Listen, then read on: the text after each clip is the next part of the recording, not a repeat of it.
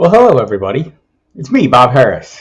How are you? It's week 18. Lot going on this week. Obviously, fantasy not first and foremost on everyone's mind.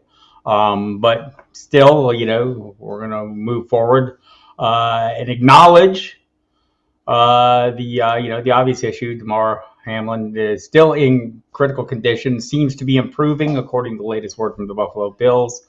Horrible thing we all saw on Monday Night Football. The game has been postponed. We don't have really good information on when it's going to be played, although the league has not, is still trying to decide. Hello, Andrea. Happy New Year to you as well. To you. We'll just kind of talk about things. I don't know how many of you are going to be playing. I don't know if anyone's going to show up and have a lot of questions. Maybe you want to talk about situations regarding, how to handle the current situation that's going on. Happy to talk about that. Happy to talk about the issue itself. Happy to talk about Week 18 lineup questions. Whatever you're here for, I'll work through it. If there's not a lot going on, we'll call it a night early. But we're going to give everyone a chance to air it out. If you're still playing, a lot of people will be playing DFS this weekend. The rest of the schedule seems to be set for Week 18, playing without issue. The Ravens and Bengals have a kickoff time, 1 p.m. on Sunday.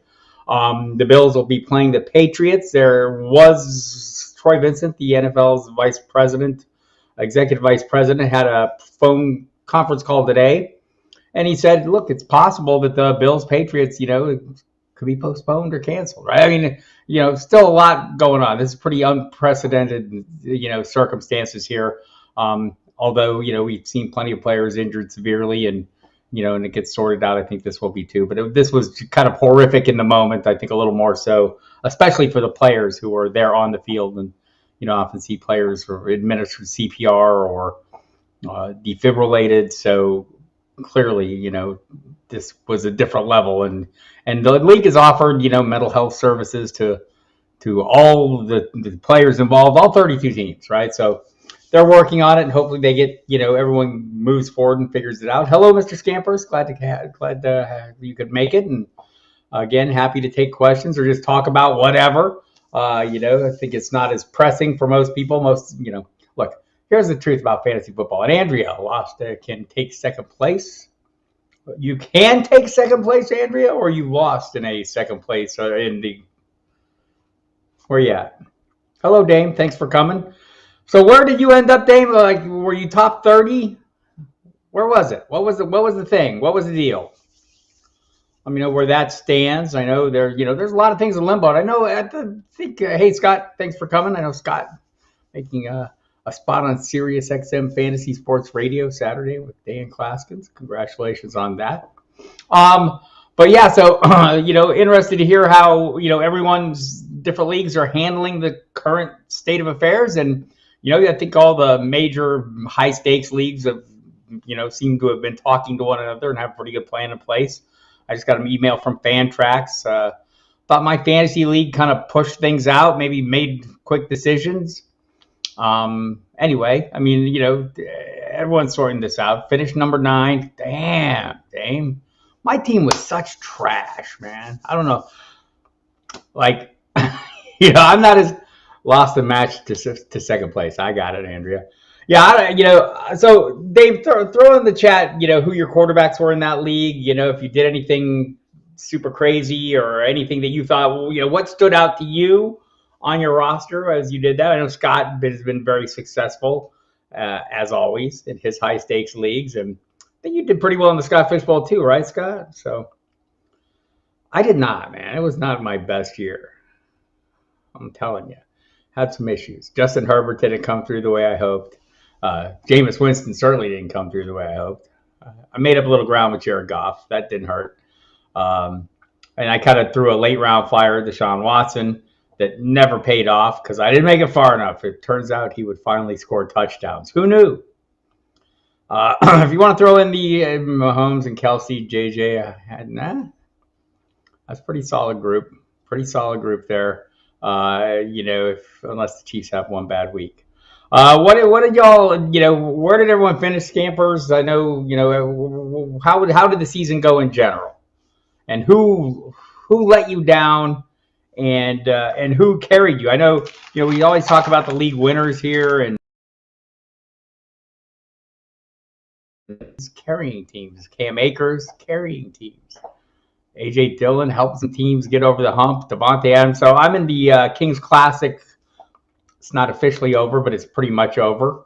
Will Power, big money league. Both had all our players go, won by 25 points. So I'm still waiting in the Kings Classic. They haven't made a final decision, but I was up by 70. I want to say 72 or 70 some points, and he had Hayden Hurst going. So we're waiting out, hoping to get some resolution on that one. But I had like big games, so I had Derrick Henry in that league. He could not play. I replaced him with Hassan Haskins, who did not fare well. But my opponent, Tom Citarino, had Tony Pollard. He sat him for Malik Davis, who fared slightly better than Haskins. Oh yeah, Jefferson, man. Yeah, throw in the chat, you guys. Who some of your finals, some of your superstars, and some of your duds were. But in the rest of that game, I think my quarterback did not fare well, Kirk Cousins. But I had Austin Eckler, I had Devontae Adams, had a handful of guys. Mark Andrews finally came through, right? So pretty dominant performance in general. I thought it was interesting, though. I think 3 of my wide receivers that I started, their combined scoring, and I want to say, who was it? Adam Thielen. Yeah. I want to say Zay Jones. I'd have to look. But 3 receivers didn't combine to match Tyquan Thornton. You just never know, right? Tyquan Thornton outscored 3 of my players combined. But I still heading for a win. Willpower, Justin Jeffrey, yeah, for sure. Scott, of course, won 11 championships. 12 is in the balance based on what happens with the Bills and Bengals. Crushed in the free leagues was Will Power. Waddle, Saquon, Jefferson, Cook, basically all the guys who got me. It happens, right? That's, you hit that point. Scampers and Dynasty got crushed by Brady Evans in the final. Brady Evans, that was a big one, right? JJ, yeah, that whole Vikings game was just abysmal, man. Abysmal. Played Walker over Jones, though, so chose playing Jones over Stevenson, but it didn't matter. Yeah, Walker was good. A couple of title teams, Scott Kobe had Jamal Williams and Cordero Patterson. They combined for 45. That's nice. Tony Laswell scored almost 200 points in the semifinal big money league, but the finals barely made 100. And yes, Justin Jefferson, one of those guys for sure. TP and Barkley as well. I think, people, I felt not comfortable with him where he was ranked. Stevenson, we're talking about, Ramondre Stevenson. And not really because I thought Damian Harris was going to cut in and diminish his workload. It just seemed like, the rankings have run high on him. And I get why. I mean, the early season run, the receiving ability, all those things. But the offense hasn't been great, right? And I didn't feel great about it. The offensive line has some issues. What do you make of the Tampa offense going to the playoffs?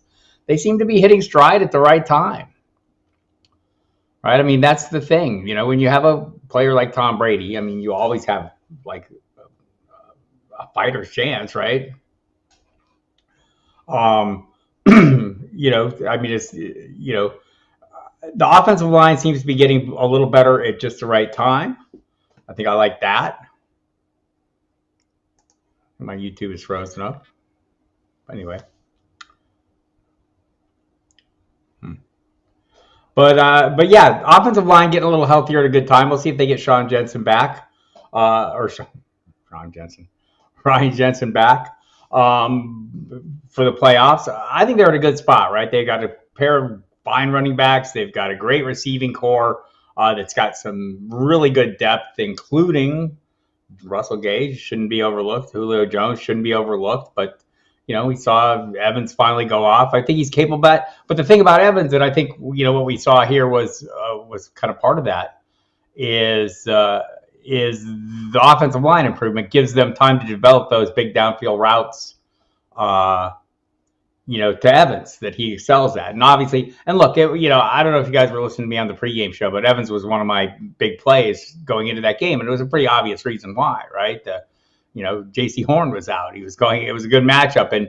And so you see the improving offensive line and you think, man, maybe Brady gets a little time. It also just seemed like Evans was due, right? Didn't have a touchdown since week 3. So Will Power would rather watch paint dry than the New England offense. Patricia and Bill are calling plays from 2010. This is true. We'll see if Bill O'Brien joins that club after a super successful stint at Alabama as the offensive coordinator there, racking up tons of points and yardage. We'll see if they bring him back. That would be that talk. Scott, thank you, Mike and Mike Dempsey, for the radio programs. The last 2 nights, anyone with heart issues was, I'm sure, shaking. I'm sure, like a lot of people were shaking. Like I was shaking. You know, I played football for 10, 11 years of my life, and you've watched it ever since. And I mean, you know, you think that nothing shocks you. That was, that was pretty horrifying development. So definitely a shaken thing. Definitely for the players involved, just that was what got me. You could definitely see the emotion there, and then you could see Sean McDermott. I mean, there wasn't going to be a game. I mean, and I know there was a lot of talk about like, oh, we got a 5-minute warning, warm up. Maybe they did, maybe they didn't. It sounds like, I think they were, there's probably a playbook somewhere, right? A set of procedures that are followed. And somebody said, hey, the procedure is we keep playing. And yes, the procedure is you keep playing unless everyone says, no, we're not playing. And that seemed to be what happened. And to everyone's credit, it got, the right decision was made in the end. Andrea went against Jacobs, Adams, CMC, and Cooper. Oh my God. That's the joy of the game, right? Or not. Dame's Scott Fishbowl squad out of the four was Mahomes, Tua, Henry, and Aaron Jones. Aaron Jones coming through at the end. I'd given up on Aaron Jones. I'm not going to lie. Cordero Patterson in that mix as well. DJM, DJ Moore, Waddle, Monroe, St. Brown, hard to go wrong there. Godwin, Devontae Smith had a nice little run for you. And Ingram, yes, well done. Main issue is the 2 injuries. Had Baker as quarterback 3, but then pivoted Purdy. I worked out well for you, man. I envy you. I want to do better in that league. I'm in a lot of leagues. Way more than I can manage effectively. I'm not going to lie, right? I mean, it's just, the nature of how work goes and my timing, the way everything works out is, I'm like, my hardest days of work are the days where everyone's grinding on the waiver wire. So, I play a lot of first come, first serves. Sounds like I'm making excuses. It is what it is, right? And in 30 leagues, I'm battling. So I need for my drafts to hold up is where the point I'm trying to get at. I feel like I always draft reasonably well. If my team holds up in the draft, my draft expectations come to fore, that I end up doing pretty well. If not, it's going to be a struggle. So I always like making it to the end. And sometimes you get these fortuitous situations. Man, Purdy, who knew? I think teams are going to start looking at some of these things. I was talking to Emil earlier today, like, where do you, how do you get from like Malik Willis, who, maybe needs more time to develop, right? Granted. But Brock Purdy, Mr. Irrelevant, comes right in and just takes the castle by storm, right? These are things teams need to be looking at. How does this happen? Is it just coaching? And also, I think, you look at coaching hires, and I think teams are going to be going back and say, wow, how did the Giants end up with Brian Dable and the Denver Broncos end up with Nathaniel Hackett? And what was the difference? And how do we get there? The draft, sometimes willpower makes you successful in fantasy if you draft well. I mean, it has to for me. I mean, look, some of my first come, first serve waiver pickups, if I'm prescient enough to get the right guys, Jerick McKinnon on a lot of teams, you can make out, if you can identify that league winner or those league winners a little ahead of the crowd and make proactive waiver wire moves in the first come, first serve things. But I do think, for me, the draft is really important. And if I draft well, my teams fare pretty well. And by the way, that draft the Kings Classic, it was the auction. So it was an auction draft. And that I've really worked hard on because of that league, by the way. I've learned a lot about auctions because of that. And I'm starting to enjoy them. They take a lot of time. So I don't play as many as I should. Anyway. Willpower, best dynasty, pick up Mac Jones or pick it for me. But, maybe there's some hope for, maybe you wait and see if if you can wait around for Bill O'Brien, if you want to make a speculative play there. The Patriots have a long way to go to get the supporting cast, though. I think for me right now, It looks like Pickett has the better supporting cast over the course of time. I do not have a top five yet, Scott, but I will devise one, and when we meet again in this area, which I'll be doing these again more and more over the course of the off season. I think if you're all interested, the radio schedule will continue through the postseason, pretty much as normal. I think we go to earlier in the day on Saturdays instead of at night, which is okay with me. Then once we get out of football season, we'll go back to like once a week on Saturday nights until like April, and then we'll come back to 4 nights a week, getting ready for the draft, etc. Mr. Scampers, I think people giving grace is important. Whoever the procedures 5-minute rule could have been just as shook as in a crazy. And that's the thing, man, right? Like you're in that moment, you're looking down the checklist, this, because you're sitting there in a puddle of sweat going, man, what do we do? What do we do? Right? Like I think the show must go on attitude is always, what everyone's thinking, right? It's the big stage. It's Monday Night Football. The game has to go on. And if somebody thought that, and there's people saying no and people saying yes and whatever, but I mean, I don't really care. They came to the right decision, and I think anyone who was watching that saw where this was going when they looked at Sean McDermott's face. He was not going to make his team play football. He didn't want to continue that game. And as soon as he and Zach Taylor got together with the official, and by the way, as Troy Vincent said, the league, he personally was in on that conversation, right? He could hear, he was tied into the mic of the referee, and just everybody involved. I thought, whatever you say, oh, wow, there are moments where they maybe were not going to do the right thing. Well, they ended up doing the right thing, and everybody there did the right damn thing, right? I mean, from the medical people, we can sit there and we can bitch about the NFL. Oh, wow, they let this concussion go by. Look, they go to great lengths. I was just looking at Lawrence Tynes on Twitter put out a little chart, a graphic showing all the medical people that are at a game, working the game. And it's 30 people, right? I mean, including multiple independent doctors. There's a airway doctor, a specialist that works just on airways. If someone's airways quits breathing, I mean, there are all kinds of, of people available, medical people available. So, right, is it always going to turn out perfect every time? No, but but clearly they're doing the best they can. And the same with concussions, right? We can sit here and say, wow, they let this guy, let's go to Devontae Parker, like they were going to let him take a play. Well, 5 years ago, probably a lot of guys took plays that they had no business taking. And so progress is being made. Like, if you want to sit here and say, well, they should be perfect now. Well, they're not going to be perfect now. Nobody's perfect. Not even me, Bob Harris. Not playing Ingram instead of Goddard, not the other way around. Oh, yeah, that's always, man. So those are the tough ones, right? I mean, I was playing Ingram. You couldn't peel him off the field. I think, one of the things that I've learned over the years is when you get, we're always trying to divorce the names from the numbers from the names. In this case, it's difficult, right? You're sitting there and you have a player who's on the rise, and you don't know whether it's a mirage or real. When you get to that point, it's been 3 or 4 games. It's probably pretty real, right? They've got a little momentum. That doesn't mean you can't hit a block and or hit a speed bump and have something go awry. And I like to play those hot hands. I think it's really successful. And it turns out Hackett should have never been hired. But, if you listen to people who work closely with him in Green Bay, he was great. People that worked with him in Jacksonville, he was great. High energy, great guys. But, the results speak for themselves there. There's no doubt about it. Finished with only 12 guys out of 25 from my draft. And I think that's the thing. I mean, so I'm in enough drafts where, maybe one of them is going to turn out okay, right? But not all of them do, and I have to really make good on the first come, first serve. But that's what it takes. Like, I think in the Kings Classic, for the most part, that team was pretty much intact. I made a trade with Dave Richards from CBS during the season where I added Austin Eckler to an already pretty potent roster.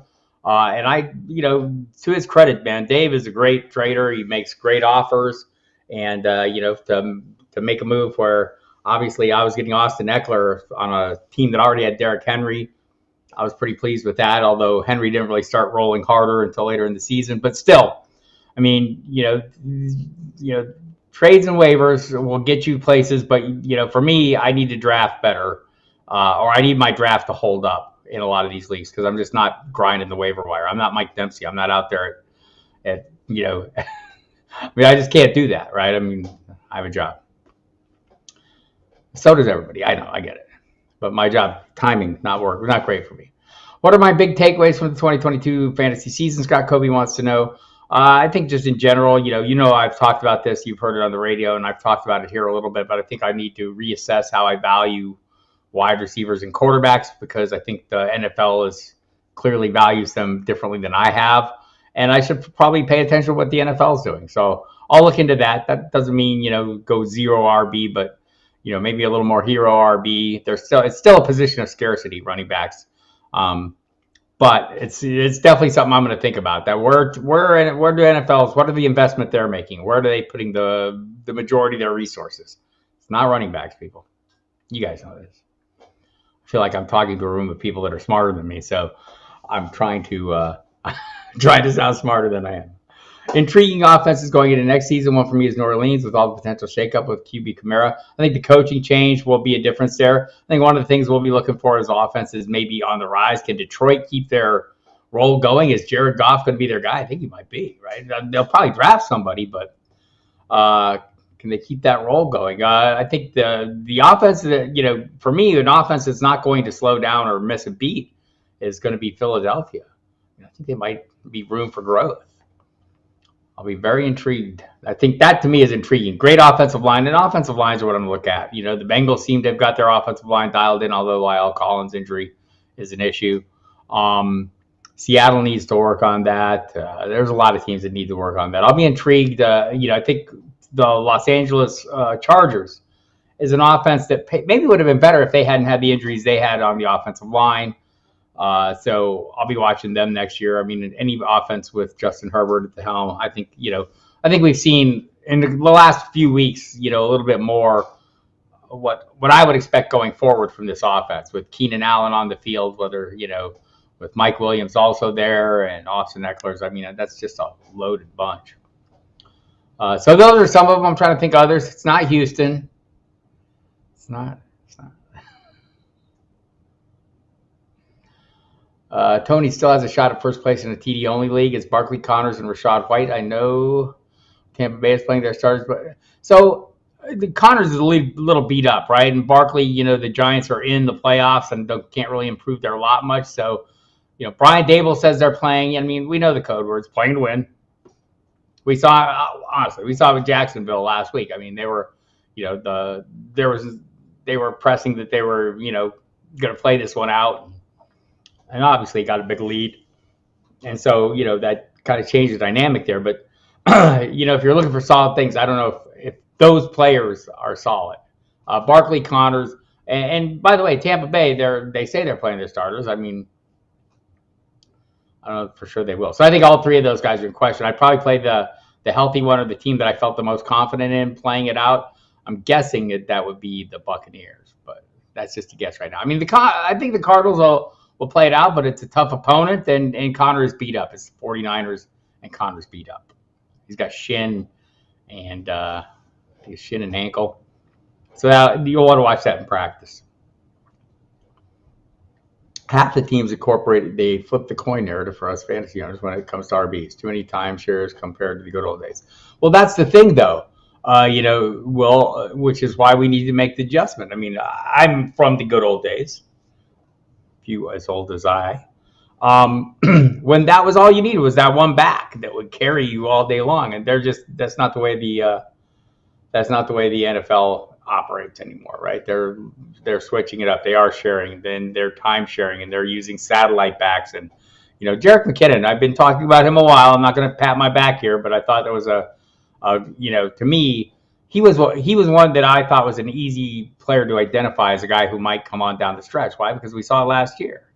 Andy Reid has a great deal of faith in him, right? And you've got young players around him, or not a ton of depth at the position beyond him, but he just seemed like he was in a good spot in a great offense. And I think those, we're kind of looking for those kind of players. But even in a timeshare, he could be very successful, right? So we have to work around the direction the NFL is going. It's our palette. That's where we take our paints from.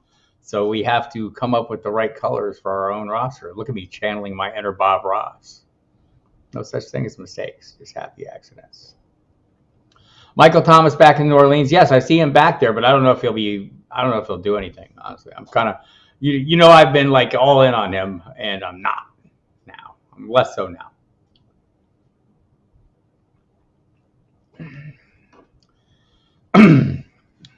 Who's going to be the quarterback in New Orleans next year? Who's going to be the coach? I think it'll be Dennis Allen still. Thomas is wanted out of there after Brees' arm disappeared. It's entirely possible, Will. I mean, that's that. I know Jeff Mann's my co-host on the pregame show on Sirius. That's his theory. Is Michael Thomas is not a thing unless without Brees. So I don't know. We'll see. I mean, just he's had a run of bad luck, and I don't know that the window is closed for him. McKinnon was money grabbed, and with 3 weeks left in the fantasy season, McKinnon was money. Similar trajectory as goal usage in the NFL for running backs. There you go, Mr. Scampers, breaking out some puck. I went to a hockey game this year. It was fantastic. Very enjoyable. Much better in person than on the television box. Did anyone? I don't know. I didn't see it.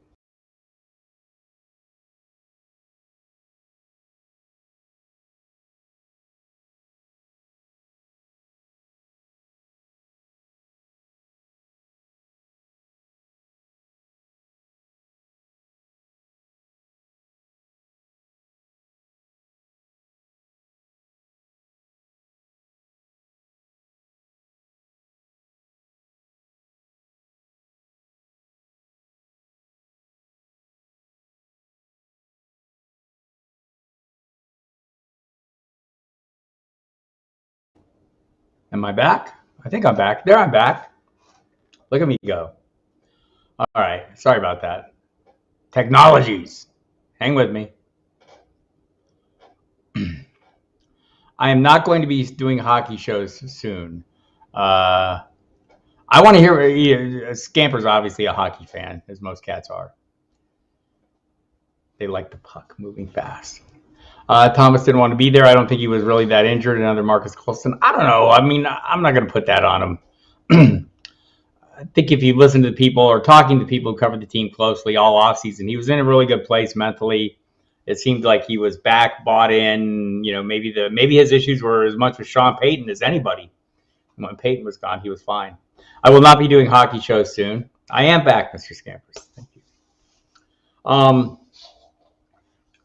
So where was I? Anyway, footballdiehards.com. We'll go on through the postseason as we always do. We'll have DFS content, kind of do a season-long ranking or a postseason-long ranking if you're in a tournament or a contest or one and done kind of thing.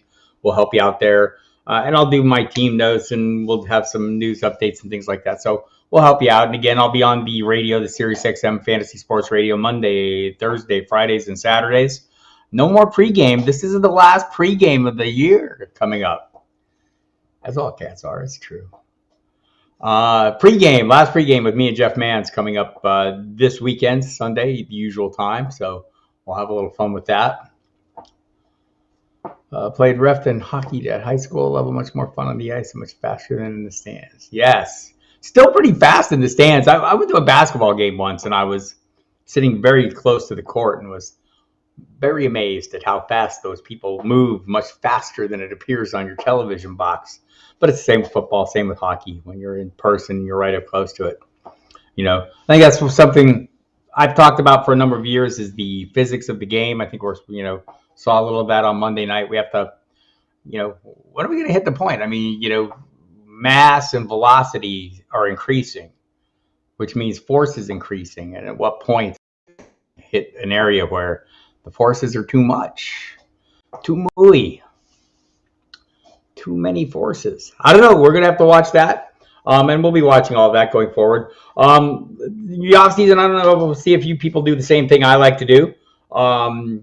Start identifying bargains. I've started making my lists.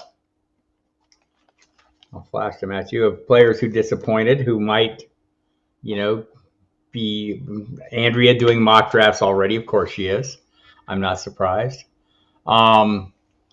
I seem to be freezing up a little bit too here and there. Hang with me if that's the case. I'm kind of watching it to make sure, and I'll refresh if I need to.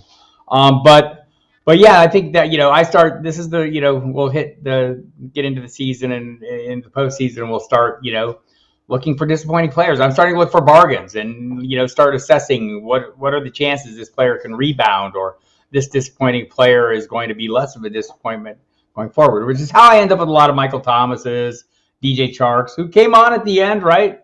So you're looking for those players that kind of maybe burned people or left people wanting. I mean, we're going to get a discount on Jonathan Taylor next year. I don't know if I want to take advantage of that discount, but those are the kind of players we'll be looking for. Hell, half the first round is going to come at a discount. First round picks, right? I mean, drafting players at their ceiling, and we're upset when they don't hit their ceiling. Seems like, some of them do, but not all of them. U.S. versus Canada at the World Juniors is on now. 2-1 U.S. after one. Andrea, look for James Cook next year. There you go. Will Power throwing one out. James Cook. Thought he looked great down the stretch, Really did. Had a lot of wiggle and a great offense. And that's the other thing, kind of looking for players that are on the rise in explosive offenses, right? We want pieces of those offenses. I think that's another thing I'll be looking at a little more closely is how I look at offenses and teams, right? Jamal Williams was the biggest, was maybe not the biggest, but you look at the touchdown totals. Where were we getting him? 11th, 12th round? Who's going to get a bigger discount this year? DeAndre Swift is going to be a huge discount. A guy going early in the second round. Who are some of your picks for players you'll be watching at the discount? Mike Evans will be a discount, although one of the issues with players having these huge games, is we remember the last thing we saw. Like we were drafting Gabe Davis this year in August based on that one playoff game, which, I get it. Rashid Shaheed, pretty good. Waiver wire should well be a late rounder as well. Probably will be. Maybe depends on the quarterback situation there, I think, as much as anything. That offense needs to improve. We got a lot of work to do. Got to stay healthy. Jamal in the 15th in a high-stakes league. 101 is only fighting all odds to not disappoint. That's the thing, right? There is nobody you are drafting at a higher ceiling than 101. I felt like Jonathan Taylor was safe this year. Elijah Moore, if the Jets settle their QB situation, fair point. But I think everyone in the first round, the odds are you're going to be disappointed with that first round pick because you're drafting players at their ceiling. Everywhere else, we're drafting for value. First round, you're not drafting for value. You're drafting for a high ceiling. I think Christian McCaffrey, for me, remains a safe play in that, for me, a safe play, right? Which means he's not safe at all. I get it, because he's not safe at all. He comes with a whole set of concerns. I get that, but the upside for me is irresistible. So I cannot let it go. He's like, I'm a cat and he's a puck. Draft better running backs, Andrea says. I think we're all there, right? We need them to be more successful. I think, lucked out at 102, got CMC.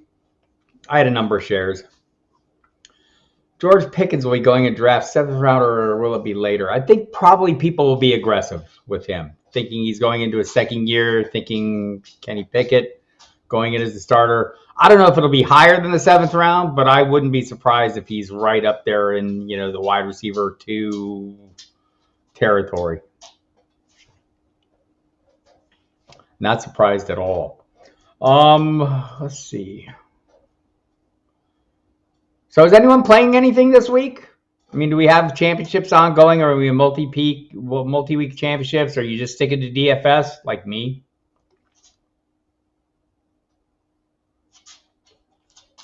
And will you be playing DFS into the postseason? Is that how does everyone play in the postseason, or do we play? I do. This week does, and it's all DFS. I'll be in some contests, I'll do a handful of, one and done kind of leagues and various contests like that, but mostly DFS. Love playing the tournaments. DFS this week for Scott. Does anyone burn out? Do you get to the end of the season and feel like, not me done? Andrea's done. Okay. But not burn out, just, don't play into the postseason. Does anyone get burnt out as the season wears down? I'm not there yet, Scott. I'm sorry. Ask me on Saturday. I have a process and focus on narrow bands of things. So if you are subscribers to the website, I put up team notes. There's about 1,000 words per team. Blinders go on after Sunday's games and stay on until those are done Wednesday afternoon. So, I'm in the weeds at that point. Now I get into Wednesday. I start checking the injuries, start looking at the matchups, start getting into things that that will help me make those plays. Playoff challenge, that's always fun. One and done for Scott Kobe. Playoff leagues probably. No way. Love fantasy football, not burning out. I'm done, but switching to dynasty mode now. Willpower. I'm in a number of dynasty leagues, and that is one of the joys of the dynasty is to carry it over all off season long. I'm sure you'll be dialed into Sirius XM Fantasy Sports Radio to the football diehards. We talk a lot of dynasty in the off season. Andrea takes 2 months to rest. I dial back for like 2 months. There's no lie. I mean, we'll have to we'll start working on the magazines and things like that, in pretty short order. But I got to slow down. I'm getting old. Just pick'ems from here on out. Usually do a playoff tournament, but I'm pretty done. Fair enough, Scampers. So how do we spend the off season? I mean, what amount of time do you put into fantasy? Just studying, keeping up with news. What kind of effort do you put into it, or just usual fan kind of things, or are you working on it? Are you working on it a little bit? I know that the dynasty managers, they're grinding out there.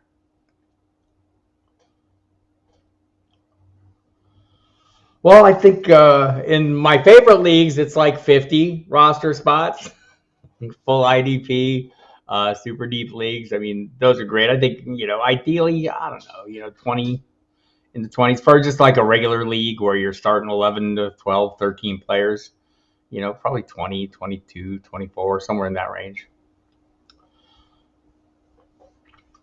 Scott keeps up with the news and ramps up the middle of March. That seems fair. Free agency in March kind of, the NFL, they've perfected this, right? The entire stringing us along, right? So we'll go in through the playoffs, listen, support to whatever I can. Dynasty mode here. Boom, boom. Love the dynasty mode. I will see you in the dynasty chat areas, Mr. Scampers, of many podcasts, I'm sure, including this very spot, because I will keep doing this over the off season. We'll set up a schedule so you can have a little clarity of when we'll be here and what we'll be talking about, but always like to talk.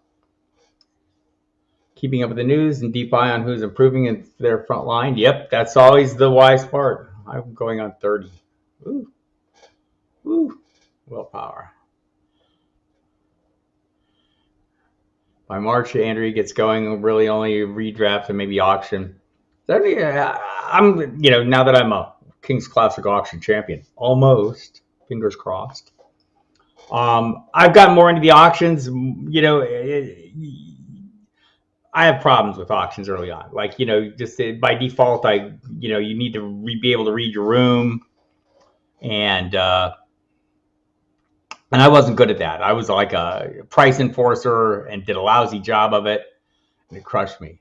So how many leagues is this, Campers? Should do a very early mock draft to see people's ideas. I think that is a good idea, Scott, and I think we will do that for sure. Working on Dynasty 30-man roster best ball leagues with IDP players taking up 8 starting slots. I think that's pretty fair. I want to say in the Diehards Dynasty League, we have 32 teams, so it's 2 16-person leagues. We have like 50.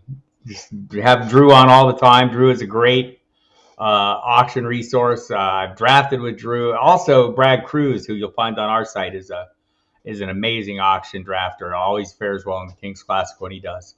But Drew is great. It's the Auction Brief podcast is great. Oh, not like in Superflex leagues. Oh my gosh.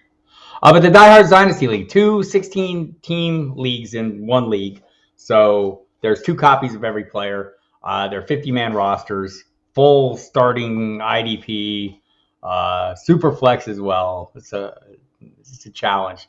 There's not a lot on the waiver wires, people. There's one where you better have built yourself a pretty solid team. We call that the Mike Dempsey Invitational. And there's another one I'm in, the 22 Deep, Rich Mileto from Fantasy Guru site has put together. It's kind of a similar situation. I did discover. So, Tony, you don't like Superflex leagues. I love Superflex leagues. I love best ball too. Best ball is the thing, right? I mean, that's, essentially replaced mock drafts as, the way to go. People have a little skin in the game, so they're not screwing around too much.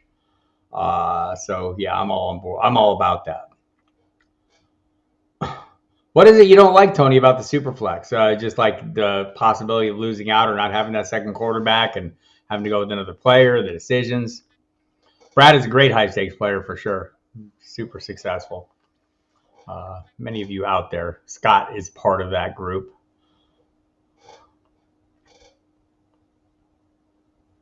Yeah, I've kind of come to enjoy Superflex myself. It seems to be a really good time. I know Dame is out there crushing the Scott Fish Bowls, and I am not, but I love Superflex. Try to keep so scammers in between 3-star sit leagues, typically first year doing best ball. Best ball is an addiction. I will end up with a lot. Yeah. That's horrible, Will. Love best ball. Play a lot of places. If you checked out, best ball 10s, underdog, a lot of places to play. Scott has played against Brad. I have played against Brad. Don't like playing against Brad. I have auction drafted against Brad. Don't like that either. He is very super, super cool about it. I mean, he's super patient. That was the hardest thing for me, was learning how to be patient, right? In auction drafts, the patience is not my strong suit, right? But I've learned it, and it really paid off in this latest Kings Classic, obviously. Super excited about that. I think the league, though, that I'm going to remember the most, I mean, of all these leagues, I'm in a CBS Sports IDP league with some heavy hitters, the usual assortment of characters. Jamie Eisenberg puts this league together every year. Gary Davenport, some pretty good IDP minds in there. Chris Harris, a bunch of people. And I was killing it. I was rocking in that league and got to the first round of the playoffs. And somehow, I'm still not sure how, but I remember doing it, and it seemed perfectly logical at the time. I played Van Jefferson over Zay Jones. That was the week the Jaguars played the Cowboys. Zay Jones caught like 3 touchdowns. I mean, I could say, and I'll tell you who I played over him was Van Jefferson, and I had like a really good reason for it. I can't remember what it is, because certainly there was no good reason to do that in hindsight, right? So those are the bad beats. Those are the ones that's what you remember the most, right? The ones where you screwed yourself and like, damn it, I totally played the wrong guy, or didn't set. Sometimes I'm going really fast when I'm setting my lineups, especially early in the year, right? Like when everything's going on, trying to keep up with work. Like my Wednesdays are very late nights. Thursdays very late nights. So I'm trying to set lineups and get all my work done, and kind of doing them concurrently. And sometimes you'll just miss a thing, like, right, you'll have a guy in there and you'll be going down the names, and for some reason you overlook I do it. You overlook the fact that someone is either dinged up or hurt. And honestly, it's hard for me to get back and revisit during, in the 2 hours leading up to kickoff, because I'm on the radio, right? So, I mean, I'm getting all this information and I'm passing it along, and it's actionable intelligence for the people I'm passing it along to. Less so for me, because I'm busy passing along information. So, I mean, it's just, it's how it is. And so over the course of time, we all learn how to, work things and, make the adjustments necessary to meet our own schedule and needs and stuff. And so, you put things in place. The Bills can focus on the game this week against the Patriots. See them struggling a bit. That could go either way, right? I mean, sometimes these things are super inspirational and they rally around and play to win for, whatever the reason is. But this may be a huge distraction. Some of it may depend. I mean, maybe we get some more good news on Hamlin, which I think has been pretty positive over the course of time. So Tony Laswell was his first year playing Superflex, and it didn't go too good. You do some more. Give it a try. There you go. Well, so I think the diversifying exposure thing is great for for best ball, right? I think when I get down and I'm drafting, end up drafting for my redraft leagues, I have a lot of the same guys on a lot of teams, right? Because I've done the work. I've gone through my process and I'm following my rankings but in best ball, and I think maybe that's the appeal for me in best ball is I feel like I can be a little more flexible and take some chances and get some shares of players that I maybe don't have in my redraft leagues that I have hunches on. So I paid a little more for Derrick Henry, but Scott Kobe, damn you.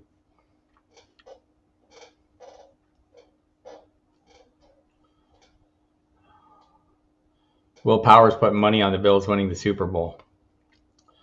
This is a little more relaxed pace without all the lineup questions, everybody. I'm not sure how I'm handling this. I'm usually going a lot faster. It's crazy taking time to think about what I'm saying. Imagine that. Had I had a QB, I would have won that league. My QBs were Russell Wilson, Derek Carr. Man, Russell Wilson, what a mess. That's a fair point, Mr. Scampers. Fair point. The funny thing about me on the best balls is I don't look at them until after the season, right? Like I do tons of them, way too many. Not Mike Dempsey many, but many, and I should go look. And so I don't know how I did until after the season, right? So I usually wait until well into the playoffs, and then I go look and see if I came out ahead or not. Dynasty best ball will be fun. Dempsey's doing a dynasty best ball. That's crazy. I'm not doing that yet. Haven't got there yet.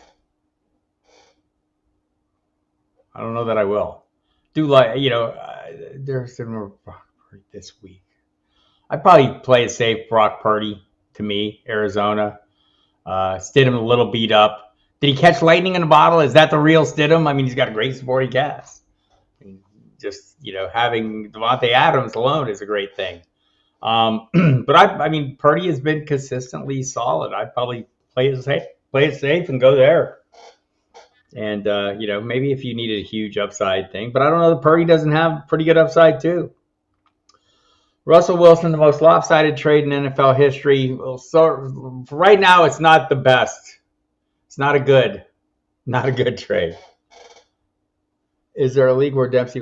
So just getting back to Russell Wilson. I mean, it's entirely possible this is an outlier year, right? I mean, I'm sure he's going to revisit things. It's a multivariable situation, so it's kind of hard to, in the moment, kind of figure out what the thing is. I mean, you look at the range of possibilities on this one. I mean, did he fall off the cliff? There was times when I watched Russell Wilson where I said, that guy just can't play anymore, right? I mean, he can't play. Against the Rams, I thought he can't play anymore. He's like a running back who just can't do it anymore. He's like Todd Gurley, right? But then other times you see the flash say there's still a little bit in the tank. Maybe you can do it. So hopefully with a reset. And then so, I mean, if nothing changes, I think Russell Wilson that's going to be disastrous. There is not a league where Dempsey won't play. Scampers, it's a good time. I'll be putting some out there. We'll have some out there. You should get in some with us for sure. What on earth are the 49ers going to do at quarterback next year?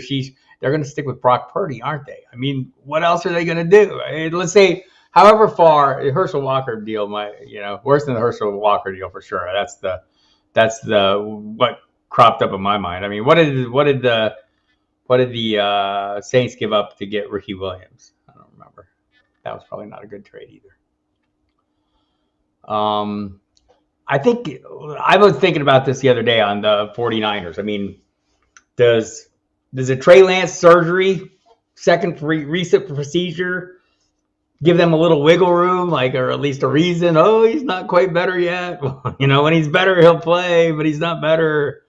Because, man, Brock Purdy's been super successful, and maybe he's just one of those guys who comes in. I mean, they've still also got Jimmy Garoppolo, so they've got a lot of options there, man.